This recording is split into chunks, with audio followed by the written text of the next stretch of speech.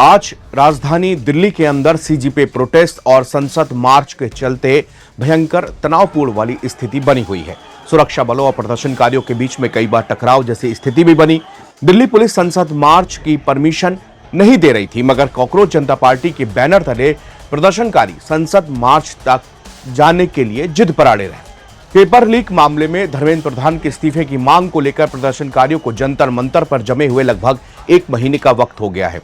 विदेशी मीडिया करीब से इस पूरे मामले को कवर कर रही है। विदेशी मीडिया इस आंदोलन को किस नजर से देख रही है, हम आपको बताते हैं। न्यूयॉर्क टाइम्स हो, फोर्ब्स हो, the Guardian, Al Jazeera, DW, CNN सहित वैश्विक मीडिया इस मामले को प्रमुखता से छाप रहा है। अल जजीरा ने इस आंदोलन पर एक विस्तृत फीचर प्रकाशित किया है, जिसका फोकस ये था कि कॉकरोच जैसे व्यंग्यात्मक शब्द को आंदोलनकारियों ने अपनी पहचान में तब्दील कर दिया और सोशल मीडिया के जरिए उसे एक नेशनल कैंपेन बना दिया। रिपोर्ट में कहा गया कि आंदोलन केवल सरकार का विरोध नहीं, बल्कि युवाओं की राजनीतिक भागीदारी के नए मॉडल का उदाहरण है, यानी कि जेनजी प्रोटेस्ट को वो प्रमोट कर रहा है। उन्होंने बताया कि केवल ये सरकार खिलाफ नहीं, बल्कि इससे एक उम्मीद है कि एक नया वर्ग जो है, एक नई राजनीतिक चेतना भी यहां पर उठेगी। इसमें यह भी बताया गया है कि आंदोलन के केंद्र में परीक्षा व्यवस्था, युवाओं की निराशा और सरकारी जवाबदेही की मांग है।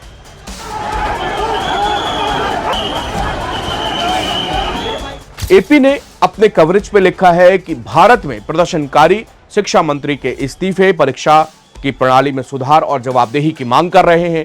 भारत की राजधानी दिल्ली के बीचों बीच स्थित जंतर मंतर पर युवाओं का भारी आक्रोश देखने को मिल रहा है।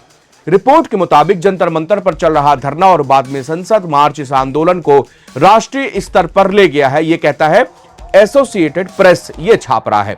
एपी ने लिखा है कि सरकार के आलोचक पुलिस कार्रवाई और प्रशासनिक सख्ती को भी असहमति पर प्रेशर के रूप में देखते हैं, जबकि सरकार और पुलिस ने अपने अपने कदमों को कानून व्यवस्था बनाए रखने के लिए आवश्यक बताया। रॉयटर्स इस मामले पर लिखता है कि इसे केवल एक पार्टी या राजनीतिक विरोध न समझें, बल्कि परीक्षा के प्रश्न पत्र लीक होना, युवाओं की भविष्य और सरकारी जवाबदेही से जुड़े हुए बड़े आंदोलन के रूप में प्रस्तुत करता है। रिपोर्ट में बार बार कहा गया है कि नीट समेत कई प्रतियोगी परीक्षाओं में पेपर लीक के आरोपों ने छात्रों में व्यापक नाराजगी पैदा की है। आज संसद मार्च के दौरान पुलिस और प्रदर्शनकारियों के बीच हुई झड़प और लाठीचार्ज के आरोपों को रॉयटर्स जो है वो प्रमुखता से छाप रहा है।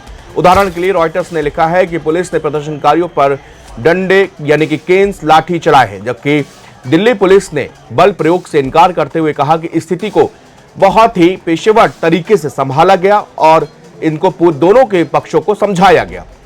यानी विदेशी मीडिया ने दोनों पक्षों को एक ये दावा प्रकाशित किया है। एसोसिएटेड प्रेस यानी कि एपी ने आंदोलन को भारत में सरकार के लिए एक दुर्लभ चुनौती बता दी है, कह रही सरकार के लिए बहुत बड़ा टारगेट है ये। रिपोर्ट में कहा गया है कि प्रदर्शनकारी शिक्षा मंत्री के इस्तीफे, परीक्षा प्रणाली में सुधार और जवाबदेही की मांग कर रहे हैं। जहां तक बात जंतर मंतर पर अनशन और उसके बाद की घटनाओं का सवाल है, रॉयटर्स ने स्पेशली इस रूप को बताया कि सामाजिक कार्यकर्ता सोनम वांगचुक के अनशन, उन्हें अस्पताल ले जाने की कार्रवाई और उसके बाद में आंदोलन के और तेज होने का, इसके बहुत सारे इंटरनेशनल फैक्टर भी घटना के रूप में कवर किए जाएंगे, ये लिखता है रॉयटर्स। रिपोर्ट में इसे युवाओं के असंतोष, बेरोजगारी और परीक्षा घोटाले से जोड़कर देखा गया है। सामाजिक कार्यकर्ता सोनम वांगचुक ने अपने अनशन को समाप्त करने की शर्तें सार्वजनिक करते हुए कहा कि वो कुछ निश्चित परिस्थितियों पर ही अपना अनशन खत्म करेंगे। उन्होंने सोमवार सुबह सोशल मीडिया प्लेटफॉर्म एक्स पर एक लिखित संदेश जारी कर खुद के अवैध हिरासत में होने का भी दावा किया है। नीट परीक्षा में कथित गड़बड़ी और शिक्षा मंत्री धर्मेंद्र प्रधान के इस्तीफे की मांग को लेकर सोनम वांगचुक दिल्ली के जंतर मंतर पर भूख हड़ताल पर बैठे थे, लेकिन दिल्ली पुलिस 18 जुलाई को वांगचुक को जबरन उठाकर सफदरजंग हॉस्पिटल ले गई थी। हालांकि उनका अनशन वहां भी जारी है।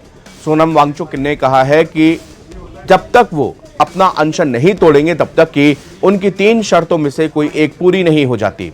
उधर कॉकरोच जनता पार्टी यानी कि सीजेपी की ओर से सोमवार को शांतिपूर्ण संसद मार्च का भी आह्वान किया गया है। हालांकि पुलिस ने इस मार्च की अनुमति नहीं दी है। सामाजिक कार्यकर्ता सोनम वांगचुक ने सोमवार को कहा कि यदि केंद्र सरकार हाल की शिक्षा व्यवस्थाओं की विफलताओं की जिम्मेदारी स्वीकार करती है। यह सांसद उन्हें आश्वस्त करते हैं कि इस मुद्दे को संसद में उठाया जाएगा तो वो अपनी अनिश्चितकालीन भूख हड़ताल 20 जुलाई को समाप्त कर देंगे। उनकी भूख हड़ताल को सोमवार को 23वां दिन है। वांगचुक ने अस्पताल में हाथ से लिखे एक पत्र में 3 ऐसे हालातों का उल्लेख किया है जिसमें वो अपना अनशन खत्म करेंगे। उन्होंने यह भी आरोप लगाया है कि अस्पताल में उन्हें गैर कानूनी हिरासत में रखा गया है। वांगचुक के एक्स हैंडल में एक पोस्ट में लिखा गया है, प्रिय मित्रों और समर्थकों, आप में से कई लोग पूछ रहे हैं कि मैं अपना अनशन कब समाप्त करूंगा। जैसा कि मैंने पहले भी कहा है कि मैं 20 जुलाई को अपना अनशन समाप्त कर दूंगा यदि सरकार शिक्षा व्यवस्था में हाल ही में विफलताओं जैसे क्वेश्चन पेपर लीक की घटनाओं की जिम्मेदारी स्वीकार करती है।